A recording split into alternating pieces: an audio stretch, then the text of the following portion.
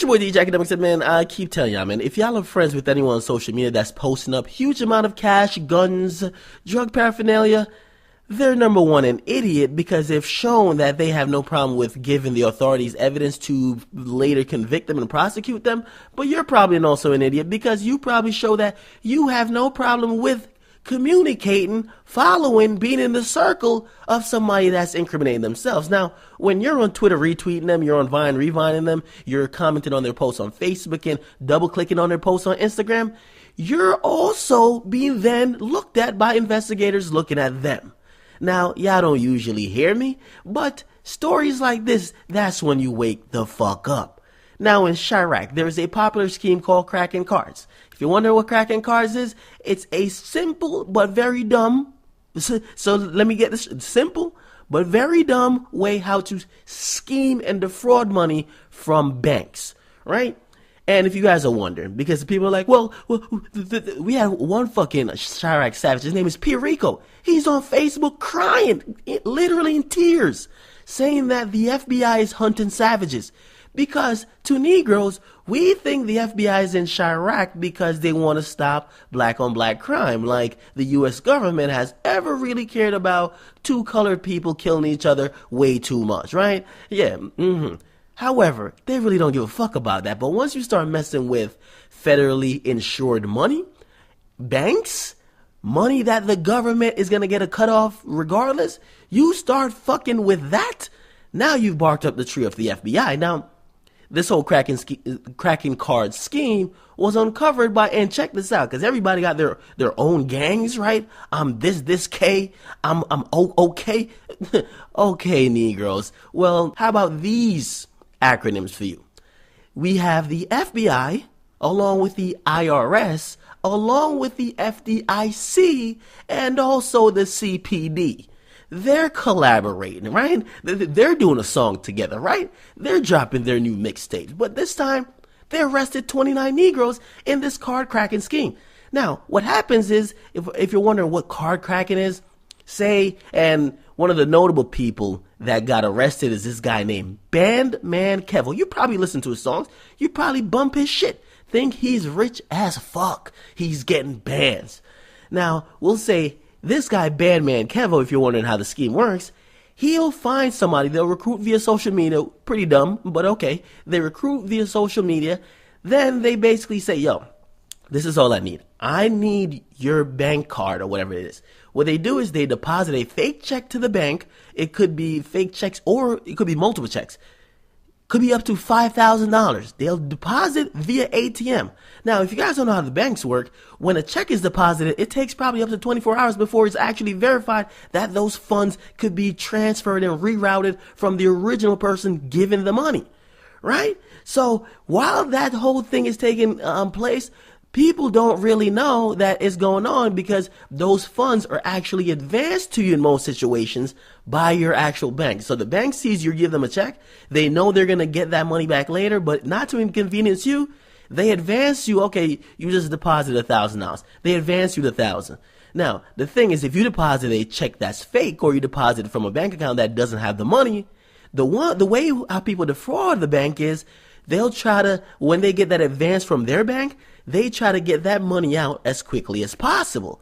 So somebody like Bankman Kevo, he would be depositing money into the bank, right? Or placing a fake check into the bank while the bank is saying, okay, we're gonna advance you $1,000, even though it's gonna take us 24 hours to check if the shit you deposit was real.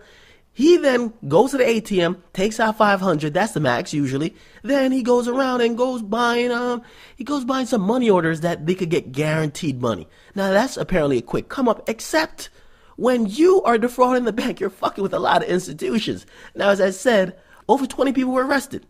And fuck even reading a news report, one of those 3 to 5 pages news articles, because I know you Negroes don't like to read, but me, I have no problem with reading.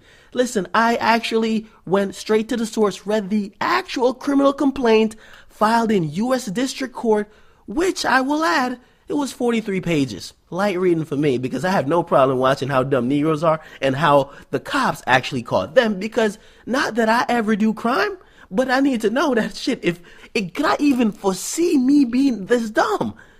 But okay, let me get into it. Now, apparently this scheme went on from August 2011 all the way to September 2013.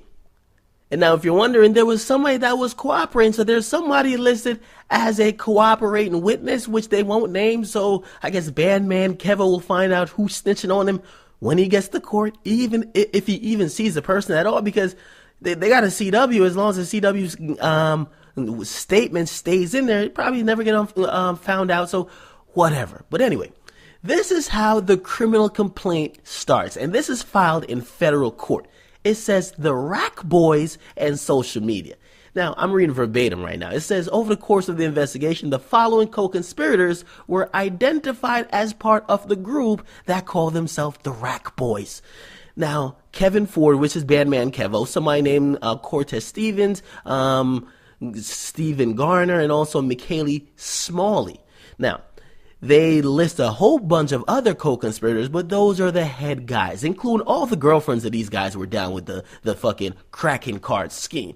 Now, this is where, if you haven't realized that I'm only giving you facts, and when I tell you don't do shit on social media, fucking don't, this is where it all comes to light. And I'm reading, if you're wondering where I'm reading from, page 7 of 43, this is item 17. It says, additionally, the Rack Boys have posted videos on YouTube. A number of the videos are rap videos that depicts the co-conspirators displaying large amount of cash, featuring expensive items such as Gucci shoes and accessories. Two such examples of their rap videos are entitled For the Money and Bin Had a Bag by the Rack Boys. The song For the Money include the lyrics, crack for the money, referring to the cracking card scheme in the For the Money video. In the video, they're seen wearing Rack Boys t-shirt and displaying large amount of cash, later detailed in this document.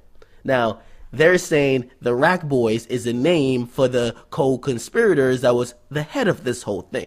And then they said Bandman Kevo, which his name I said is Ford, is associated with another money team called the Band Clan. So the Band Clan, just like the Rack Boys, also got rap videos on YouTube. Now, listen, man, and this is shit you can read. This is fucking shit you can read. This is how they did their investigation. It says, in addition to the social media pages for the money teams, some of the co-conspirators have individual Facebook, Twitter, and Instagram pages that have been identified. On these pages, there are pictures, most notably of co-conspirators wearing t-shirts printed Rack Boys. But let's get down to the nitty-gritty, though. Let's see how does the IRS factor into it? Well, the IRS definitely tracks how much you make per year, because if you're making a lot of money, right, and if you're showing that you're making a lot of money, you should also reflect that in some type of paycheck, which means Uncle Sam is getting their cut, right? So Bandman Kevo, is he filing any fucking tax returns? Probably not, but let's see how the IRS factor in this. Now, and this is verbatim again. It says Kevin Ford, which is Bandman Kevo, is an African-American, age 26, with no known employment history or recorded wage information. So this nigga wasn't even filing a tax return, which obviously he can't.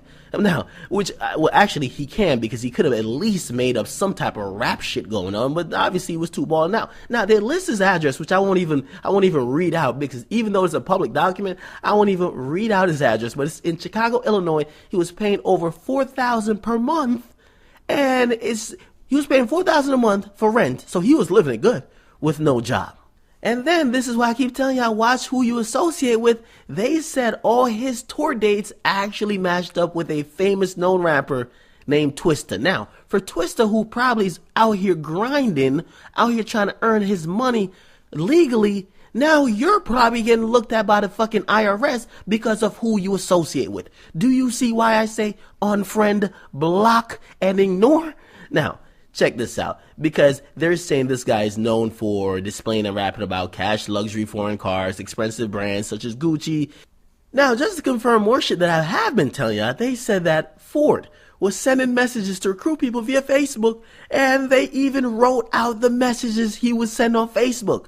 It said, yo, you don't know me, but we could make some cash together. My brother works at Citi Bank, and he puts money on my account so I could do you a favor and have him put money on your account. If you want to make $1,900, all you would have to do is open up a Citibank account and they will give you a temp card. We would be able to do it the next day from the time you get the message. Now, it's nicely laid out, and you guys can see all the type of shit he was flossing with, giving no fucks, but along with it, at the end, all the way down at the end of the affidavit, page 43, you know what it says? It says, we hereby institute a no-knock warrant to kick this motherfucker's door down and go arrest him wherever the fuck we think he is. Now, if you're wondering why, they said the justification was listed in item number 27 and 28.